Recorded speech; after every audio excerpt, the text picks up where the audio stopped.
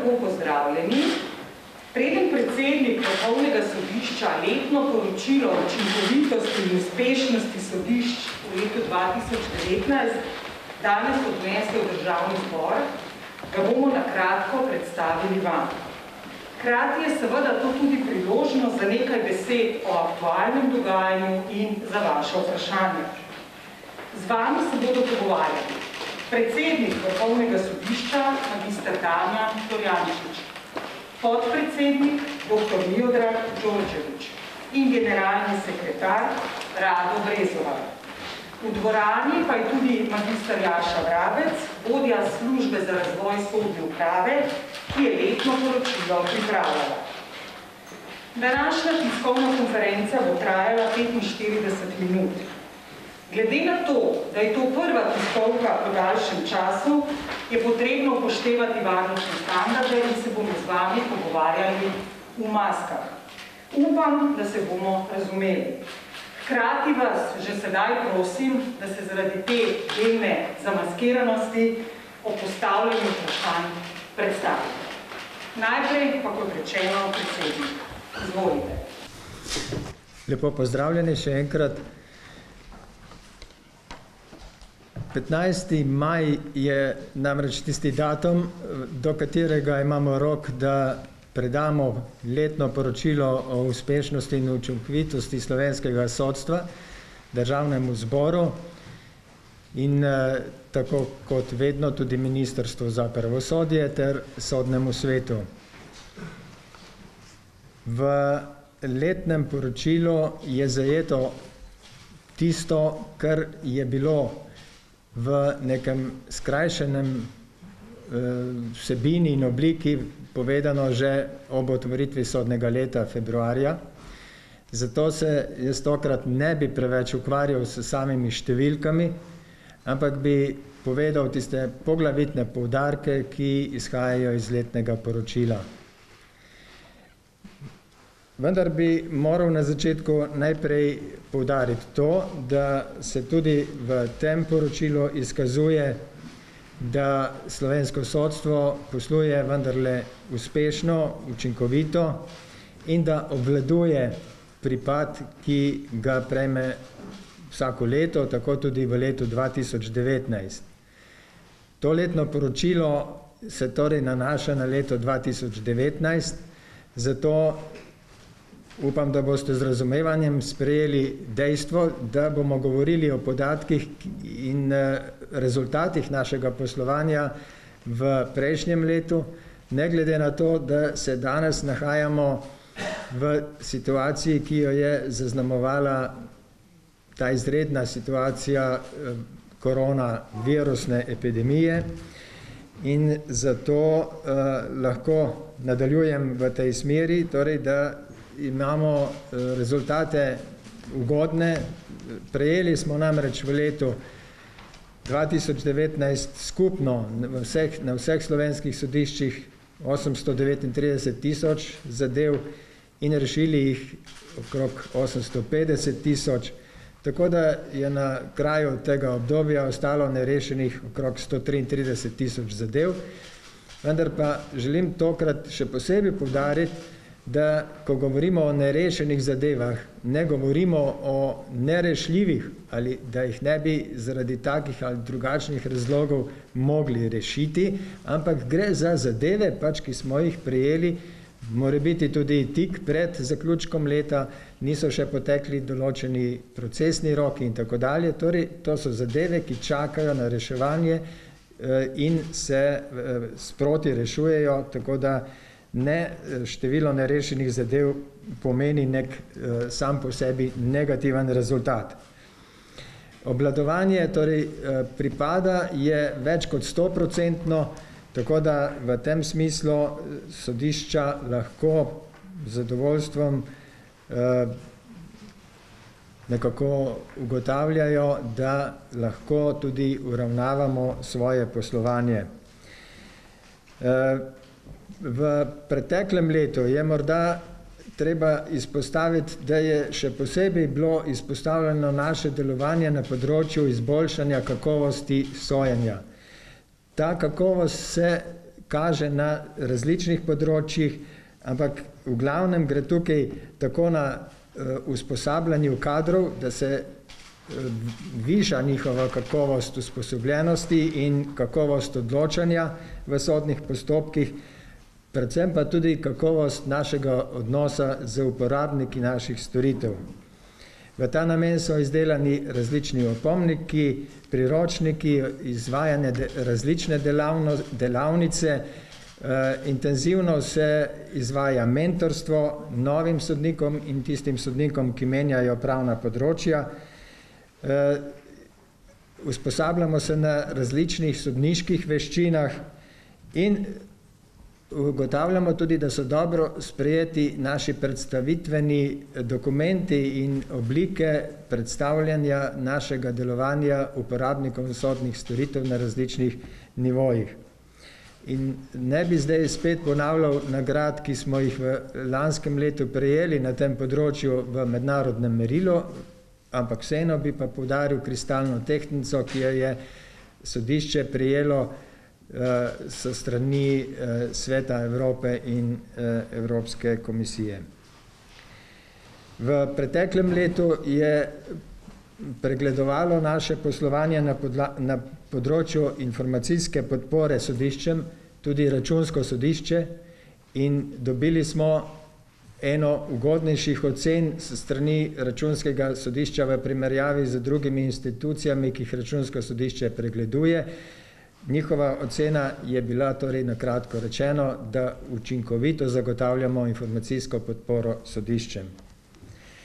Še vedno pa lahko poudarjamo to, da je nekoliko zaskrbljujoča generacijska vrzel, ki se nakazuje že v preteklih letih in se v tudi preteklem letu potrjuje, torej da nekako ugotavljamo pomanjkljivo sodniško populacijo v starostnih razredih od 35 do 45 leta, kar pomeni pravzaprav en problem prenašanja izkušenj s starejših generacij na mlajše generacije sodnikov.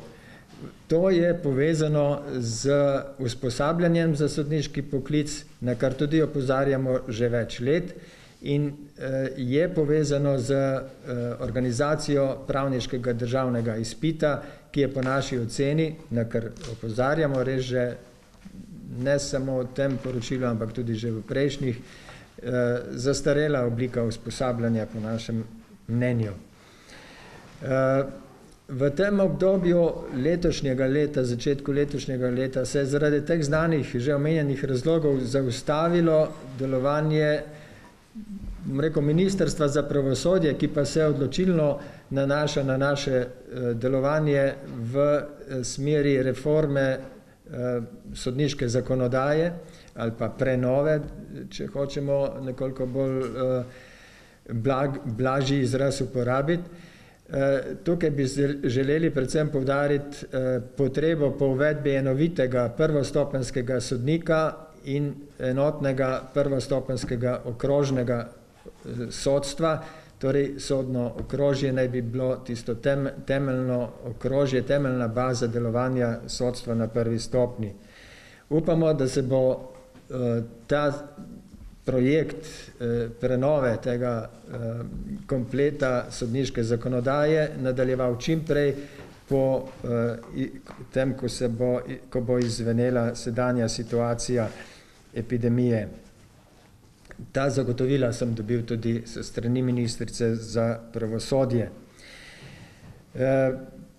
V letnem poročilu boste lahko pregledali tudi, kako je z zaupanjem javnosti v delo slovenskega sodstva, in tisto, kar želim posebej poudariti, je, da se veča zaupanje uporabnikov sodnih storitev v sodstvo in strokovne javnosti. To so za nas najbolj relevantni pokazatelji našega dela navzven. Morda bi izpostavil še nekatere posebne vidike delovanja, in sicer bi se ustavil pri insolvenčnih postopkih, kjer je v letu 2020 ugotovljeno po raziskavi Svetovne banke Doing Business, da so se insolvenčni postopki v Sloveniji pomaknili na 8. mesto v primerjavi z letom 2015, kjer smo bili na 42. mestu. Tudi povprečno trajanje postopka se bliža nekim idealnim razmeram na približno 17 mesecev. Še vedno je nekako zaznan ta problem, kjer se Republika Slovenija znajde kot tožena stranka v množičnih sporih, kjer se pristojne državne inštitucije ne odločajo za izvensodno reševanje tovrstnih primerov in tudi ni pripravljenosti za to, da bi se prilagodil odnos predstavnikov Republike Slovenije kot tožene stranke na način, da bi sledili obstoječi sodni praksi v tovrstnih primerih. S tem bi se tudi pomembno znižala obremenjenost sodišč z temi množičnimi spori. Morda bi bilo koristno poudariti še to, da je v letošnjem letnem poročilu, to boste lahko zaznali tam od straneh 53 do 57, posebej predstavljeno, kakšen delež je razveljavljenih sodb, odločb, glede na vse rešene zadeve, ki jih sodišča obravnavajo. Ta procent se giblje v odstotku od 0,7% vseh rešenih zadev v slovenskem sodstvu, pa tja do nekaj pod 2%. Izjema je 3,2% pri odločbah Višjega delovnega in socialnega sodišča, ampak v situaciji vidimo, da je to tam med 1 in 2% vseh zadev je razveljavljenih. Ker se marsikdaj skuša prikazati, kot da je to nek velik problem slovenskega sodstva, torej število razveljavljenih odločb, vendar če gledamo na celoto delovanja, potem vidimo, da je to res povsem normalen procent oziroma normalen delež. Kolikor se tiče specializiranih oddelkov sodišč, ki odločajo v teh, po domače rečeno, težjih kazenskih zadevah, boste lahko tudi zaznali, da se tudi pripad v zadnjih letih je nekoliko zmanjšal.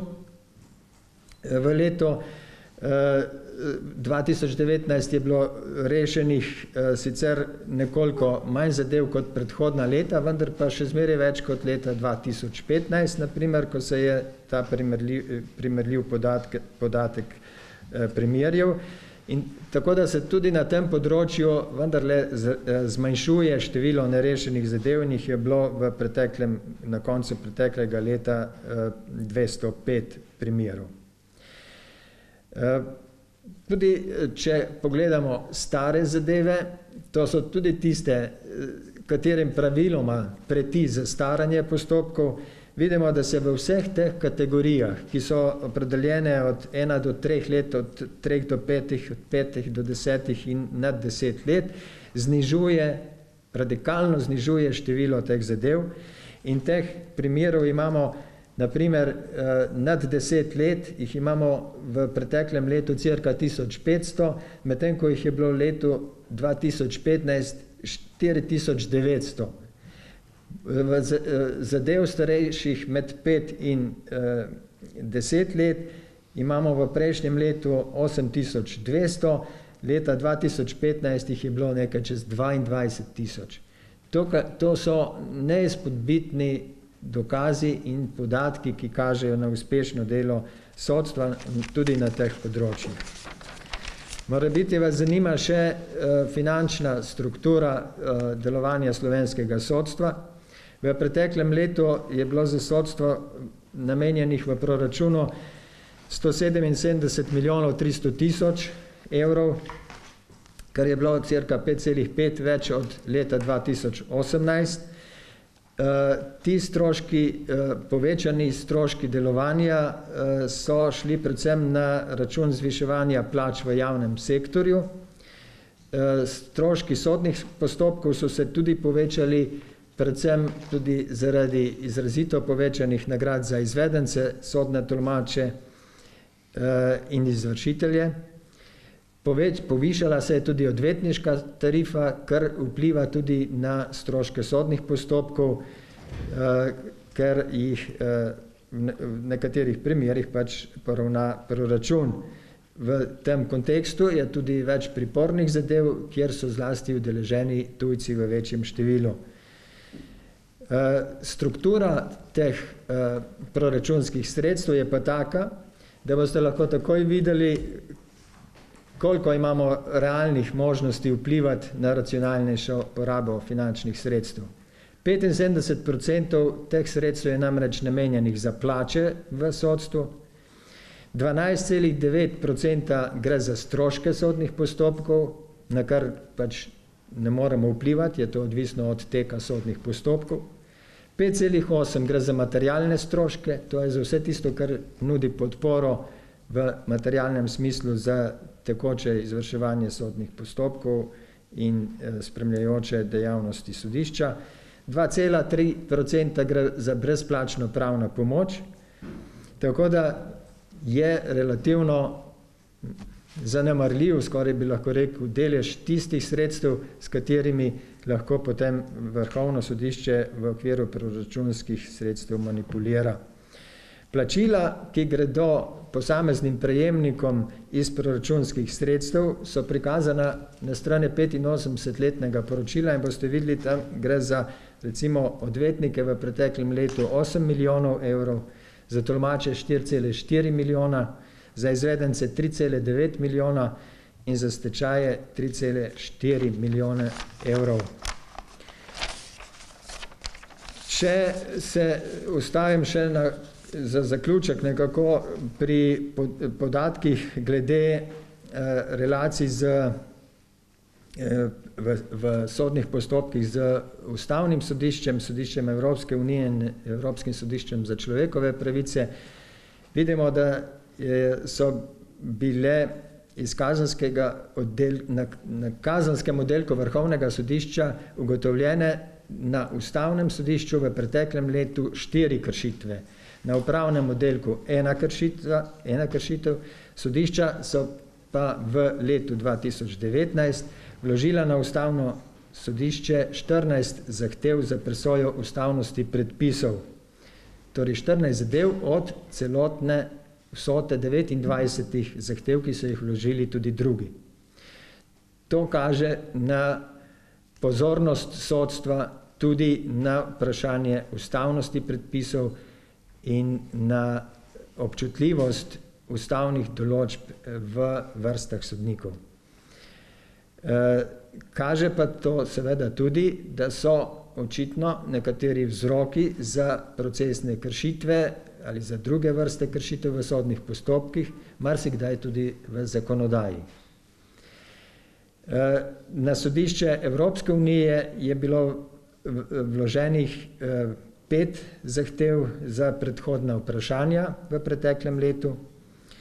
Na Evropskem sodišču za človekove pravice pa smo bili v 4 primerih ugotovljeni kot kršitelji, vendar nobena od teh kršitev ni bila zaradi sojenja v nerazumnem roku.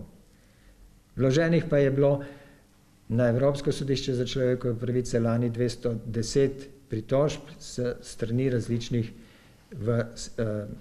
vlagateljev iz Slovenije. Tako da tudi ti rezultati kažejo, da ne moremo govoriti o nekem masovnem kršenju človekovih pravic ali pa obravnavanju Slovenije pred Evropskim sodiščem za človekove pravice v okviru pristojnosti, ki jih ima to sodišče. Morda bi na koncu dodal še glede na aktualno situacijo, samo še ta podatek, da smo od sredine marca, ko smo prišli v stanje epidemije, zelo zamejili delo sodstva v Sloveniji. Na ta način smo se tudi izognili, da bi sodstvo postalo eden takih centrov širjenja okužb, kot so se dogajale morebiti v kakšnih drugih institucijah, o katerih so mediji obširneje poročali. Tako da mislim, da je bil v celotnem slovenskem sodstvu zaznan samo en primer okuženosti. In mislim, da je to bil ta pravi pristop za to, da lahko nadaljujemo z delom v maksimalnem polnem številu že sedaj, še bolj pa takrat, ko bodo vsi ukrepi odpravljeni. Vendar so v tem obdobju, v obdobju od marca do 10.5., ko imamo zbrane te podatke, bili na delovnih mestih na sodiščih, različno od različnega sodišča, vendar med 20 in 35% sodnikov in 13 do 22% sodnega osebja.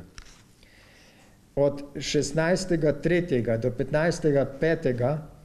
je bilo izvedeno 3874 narokov. V istem obdobju je na višjih sodiščih in na upravnem sodišču bilo 1254 sej. Od 30.3. do 10.5. je bilo izvedeno 349 narokov po videokonferenci in 89 narokov izven sodišč. Prejetih je bilo v tem obdobju do 15.5. cirka 54.500 zadev. Rešili smo 46.500 zadev. Od 16.3. je bilo na sodiščih, na dan 16.3. je bilo na sodiščih približno 128.000 nerešenih zadev, kar je bilo 4% manj kot decembra 2019. 15.5. pa po nekih ne prav točnih ocenah, izračunih, kaže, da se je število nerešenih zadev na ta dan zvišalo na 136.100 zadev, v primerjavi z številom na koncu lanskega leta 133.000 zadev. Tako da tudi ti podatki kažejo, da slovensko sodstvo res ni bilo v tem obdobju na počitnicah, kot se je kdaj tudi v medijih bralo, ampak je sodstvo delovalo v tistih okvirih, ki mu jih je dopuščal zakonski okvir in sprejeti ukrepi na tej podlagi. Pričakujemo, da se bo tudi zaradi tega, ker so v tem obdobju sodniki pripravljali zadeve za reševanje po prenehanju veljavnosti ukrepov, poznalo intenzivnejše delo tudi v nadaljnjem obdobju in upam, da bodo naši rezultati kljub vsem tem težavam, katerim smo bili priča v zadnjih 2 mesecih, kar se da ugodni tudi vnaprej. To je zaenkrat ta moja uvodna predstavitev, sedaj smo pa na voljo za morebitna vprašanja.